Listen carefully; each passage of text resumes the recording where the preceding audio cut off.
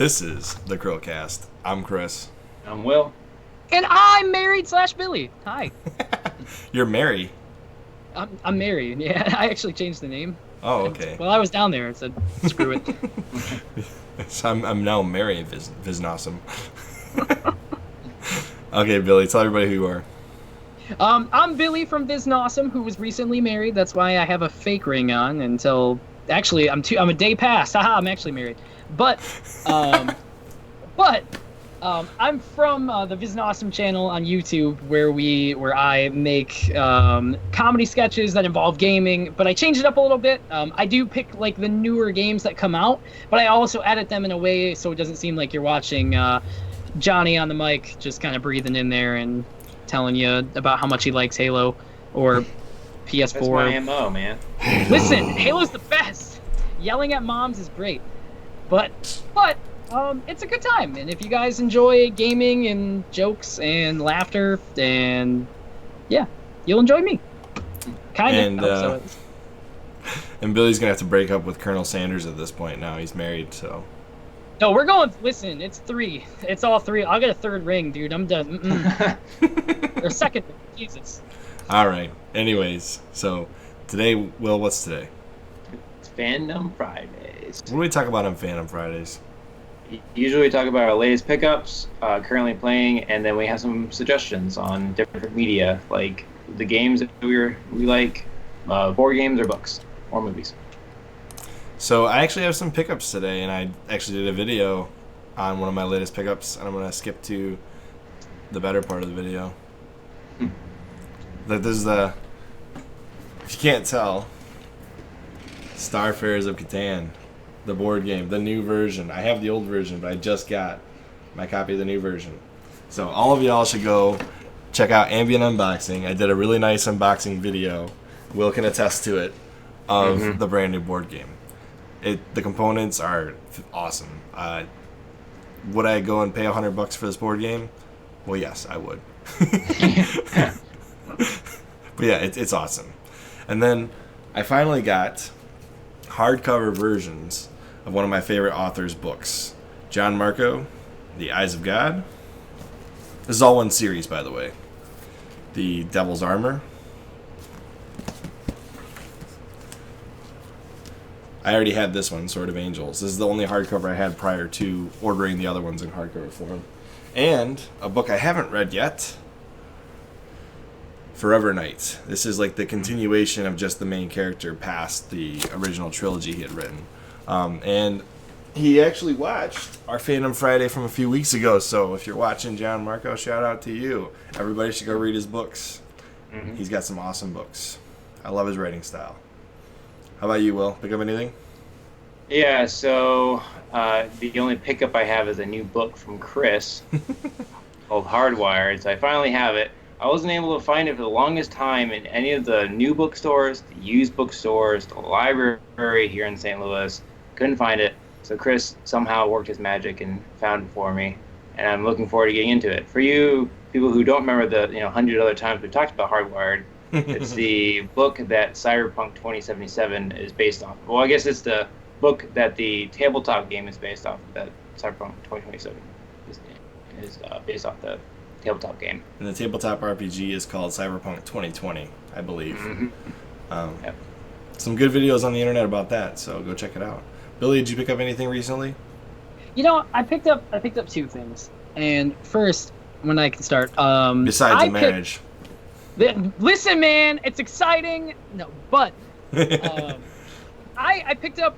I'm gonna stop. The inner kid in me is gonna cry a little bit, but I picked up Pokemon Sword and Shield for me and my wife to actually play, just because it's something we've been playing since forever, and it'll never end. But so we've been trying that. It's cool. It's a really good Switch iteration. If you guys really like the older Pokemon games, it's the same thing. It's fun, kid-friendly fun. Like, it's stupid, but it's Pokemon. It's always going to be cool.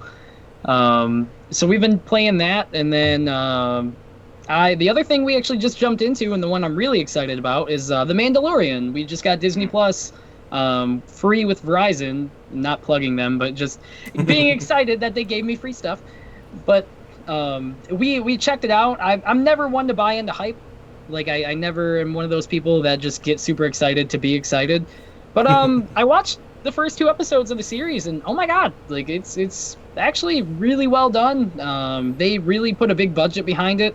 They have a really good director. It's the same guy who's done a bunch of the Iron Man movies, a bunch of the Marvel movies, and yeah, I mean, if you guys ever get the chance, God, it's actually really, really good if you're a Star Wars fan, and the lore is pretty solid throughout.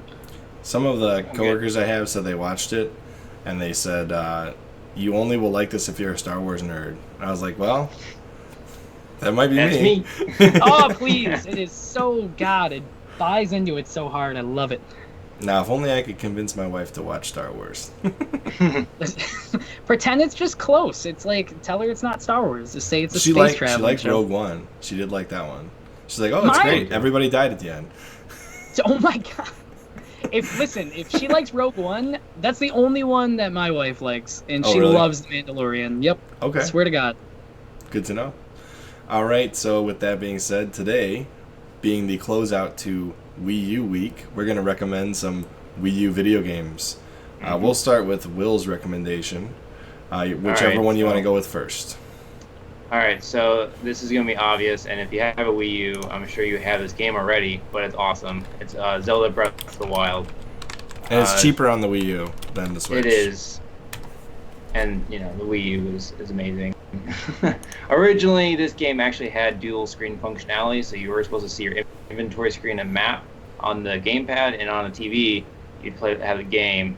But they took that out, so it would no longer compete with the Switch version, which is sad. However, the game itself is amazing. I thought this was, so far, is still my favorite 3D Zelda game. Yeah, I don't know. I could go on for hours and hours about this game. I enjoy every second of it. The only thing is a little frustrating is, I realize this is going to sound weird, but the mechanics are kind of frustrating. So the weapons always breaking is a little annoying. The fighting is a little annoying at first because, coming from playing games like Fable or The Witcher or something like that, I kind of just go into a combat situation and want to, spam a button and just keep hitting the enemy. That won't work in this game.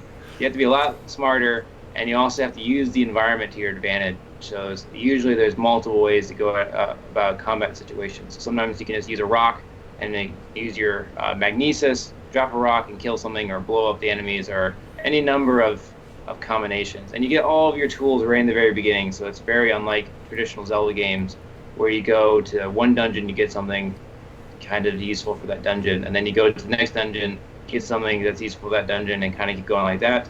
In this Zelda game, you get basically everything up right in the tutorial, and then you can use all of your tools throughout the game however you want to use them. So the gameplay mechanics are amazing. Yeah. And it's beautiful.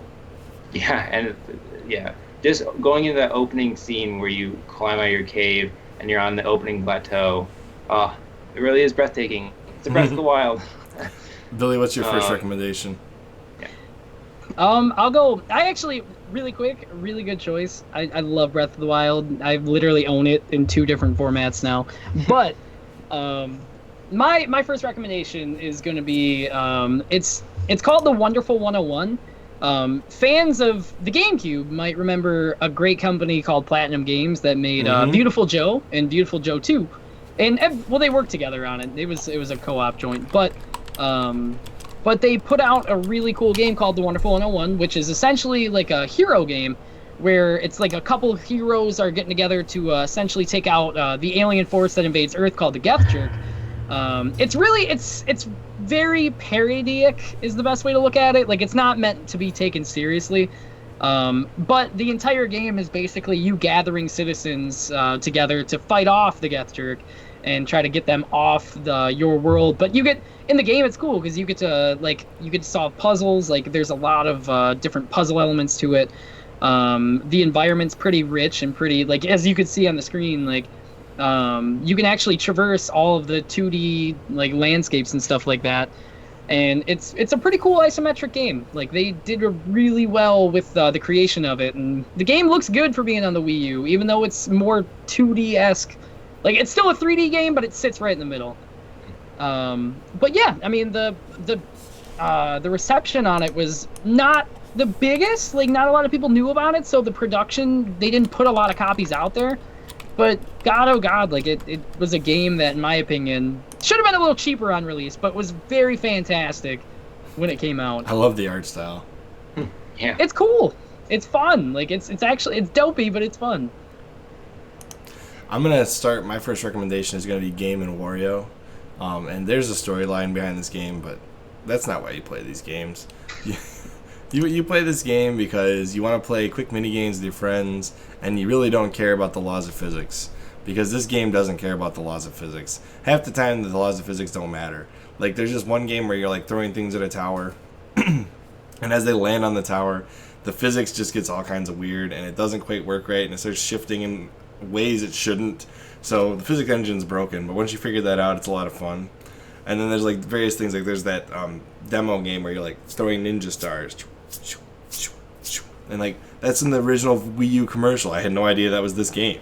And there's like this find your opponent in like this maze of people, and you have to kind of guess which me is them, like traversing around this area, and it's very hard to actually figure out who it is. But once you figure it out, because they're trying to steal things as you're trying to find them, you're watching all the me's go in this congregation, like, and you're like, okay, which one stole the item? And it just traipses off, like you have no idea which one it is. Like, oh man. There's like a museum level, like this water park level, a couple city level, and you just have to figure out who it is, and it's not very easy to figure out. But yeah, Game & Wario, if you want to play a bunch of mini games with your friends on the Wii U, other than Nintendo Land, this is the game for you. So, with that being said, the art style is amazing. Will, what's your next game? Alright, so I guess I'm going to go with the Zelda theme here and do Wind Waker HD. So, when I first saw this game, when it first came out on the GameCube, I remember thinking, this looks so kiddie and stupid. And It wouldn't pass the COPPA law. No, yeah. So, you know, the thing is, what's amazing is the graphics really aged well in this game. So Oh, yeah. even without the HD upgrade that the Wii U has, it still looks pretty good. What the Wii U really did for this game is quality of life improvements. So it Oh, made yeah. a lot of the mechanics faster. So like the sailing's a lot faster and doesn't have like you can get the faster sail, and the loading is not terrible. The Swift Sail, it changes the wind directions to face whatever way you're facing. Yeah. In the GameCube, And then- you had to like literally do your wand every single time you want to change Yeah. wind directions. Another thing is, I didn't realize on the gamepad until like the very end of the game that I could save the different wind requiem sounds. So I memorized all of the combinations of those freaking things. Dude. I didn't realize that saved, so I had them all memorized. And then like all the fish My locations hero. and the fish little clues that the fish give you at each island, I memorized those too because I didn't realize that I was saving into a log on the Wii U gamepad. So I was like, how do people play this game? There's so much to memorize. And then at the end, I realized it was all there. So like, oh, this game is so much more fun now. So you're going to I carry that over to Twilight Princess, right? Yeah, yeah. I actually remember those things, like actually, looking at the gamepad to remember what's there. But this game is great. So I really like Link's animation in this game. So he's always like in the cutscenes, always making little faces and making fun of what's going on. Yep. And making fun little noises. Also, I don't know if you can bring it up, but when he crawls on the ground, it's hysterical. Oh, So yeah. it makes like this little squeaking sound, and it cracks me up the entire time I'm playing the game. Yeah. Yeah, But I know it's exactly really what you're easy to talking pick about. up so far of the 3D games, 3D Zelda games, as really simple fighting mechanics. It was really easy to pick up. And I don't know, overall I enjoyed the story, I enjoyed the art direction, and I thought it was just like, it's adult enough that it doesn't bore me, but it's also kid enough that it kind of like, there's lots of jokes that I enjoyed throughout the game. It didn't take itself too seriously. Billy, what's your second game? Well, listen, man. Before y'all beat on me, let me explain with this great ship. Okay, Mass Effect 3 for the Wii U. Now, hang on. Hear me out. I agree with you. I don't have to hear you out. I agree with you. Oh snap! All right, cool. Yeah. That was a lot easier. I'm always waiting for people to fight me. Man, there goes like half my argument. I don't agree with you. Go on. Great. Let me tell you, Will. So Mass Effect 3, I really liked it. Like I really, the game. Everybody kind of had their moments with it, and I think on the last time I was on the CHRILLCAST, I explained a lot about how I felt about Mass Effect 3. But to sum it up very quickly, didn't agree with the ending, liked everything else, but I love that they put this title on there, and they add the chronicle, or not the chronicle, the thing, I can't think of the name of it, but it kind of shortens. Yeah, the comic book strip in the beginning that lets you simulate all of the choices you would have made. Exactly. So people that didn't play the first two games or did play the first two games, you could still go back and make those decisions and then still play on the Wii U. But the things that I liked about it was they really, really used the gamepad to its full extent. Like you could make choices on it, you could choose weapons on it, choose powers on it. Here's your comic book. Oh, you just missed it. Yeah, nope, that was it. That's exactly it. Like, it literally let you lay out all the choices, and, you missed out on some stuff, like your biggest fan for Mass Effect 1 and 2 that followed you around, and, like, a bunch of minor things, but truthfully, like, for just jumping onto the Nintendo consoles, like, this was a big moment for myself. Like, I'm a huge BioWare fan, amidst everything they've done, but, this was a really cool entry, and God, like, if anybody ever picks up a Wii U and they really want a good RPG, Mass Effect 3 still holds up, like, fantastically, in my opinion. And this actually sits somewhere between the Xbox 360 does some things better, and the Wii U does other things better. But the fact that you can play this on the gamepad is just awesome. Agreed. So the actual recommendation on this, Billy, is that if you're going to play a Western RPG on the GameCube, on the Wii U, this is the one to do. Oh, if you could play this on the GameCube, what a life! No, would you recommend this on the Wii U? You said that if you can't get the trilogy on the Xbox 360 or the PS3, or you just want to play this, do it on a Wii U. It's definitely a worthwhile title for it, and it shows. All right. Well, is that all you wanted to say? Go Mass Effect. I'm very happy they just announced the fifth one, kind of. What? It's a weird week. They just announced development on the fifth one, like literally today. Like earlier. Yep. Oh. They just one of the Why people didn't just you tell us this? We would have put it on Manic Monday. It's very minimum because it was one of the people that work at BioWare. They're heading it at Edmonton right now, but yeah, they just announced it. This was actually announced on Sunday. Oh, okay. Well, listen, I'm still very excited. Yeah. We don't record this all at once, I swear. No, definitely not. So this is a game that's coming out on the Switch very soon, but I still recommend go pick it up on the Wii U. It's super cheap. No, excuse me. It's probably one of the best Persona-esque games on the Wii U. In fact, I believe it's the only one that's like Persona. I see some anime girls. I am sold. No, I mean, the whole premise of this is like it's basically Persona on the Wii U, but it's with Fire Emblem characters built in. So the whole premise is they've got these things called Mirages. They essentially are, if you know Persona, they're shadows. You traipse around. It's more like a Shin Megami Tensei game than a Persona game, but they incorporate a lot of Persona elements well. But it's like you're putting on this show. So all of the things that you do in the battle are building up show points, so you can like use different various moves. And the game itself plays very well. Plays very smoothly. Going around the dungeons is amazing because all of the art is just, it's there. It's like, I don't know how to describe it, but it's like high definition before Persona 5 came out. Like this was like the beta test for Persona 5's artwork. All of the loading screens are basically Persona 5. I don't remember that being in the game. This is why Chris. Oh, guess what? It. Guess what? We're not gonna be on the capital law for this video. Yeah, down with the Not system. Children content, no. But no, this game is beautiful to play. It's beautiful to watch. It's got some fantastic move sets for the characters. The enemies all look awesome. The end boss I was not expecting. And it was very, very challenging to beat the end boss. Like, all the gameplay videos I watched before I did are like an hour and a half long, and I was like, oh my god, it's like Persona 3 all over again. You ever play Persona 3, Billy?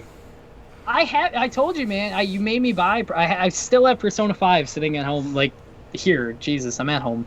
But no, you made me pick up Persona 5. I just haven't played it yet. That's gonna be my first entry. There are some great puzzle solving in the dungeons. Like, it's very, very, very good puzzle solving. It's intuitive.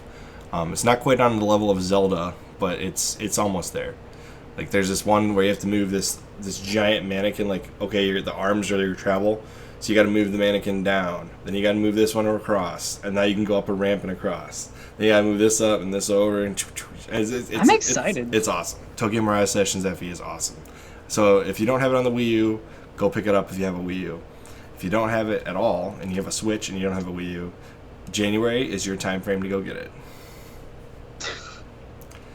I don't know if I sold this game to anybody, but go ahead and pick it up. Mm-hmm. It's good. It's awesome. I hope the gameplay next to my face is selling it better than I am, because I am totally failing. Chris, I'm buying a copy when I go to work tomorrow. I got you. I got you. IGN, you're making me mad. 7.6. Chris, you're supposed to cut the end off. Yeah. Put like a 9 there and just tell everyone. I mean, that's a fair criticism, but obviously the person who is telling this doesn't understand that the tedious dungeons are like why some people like these games.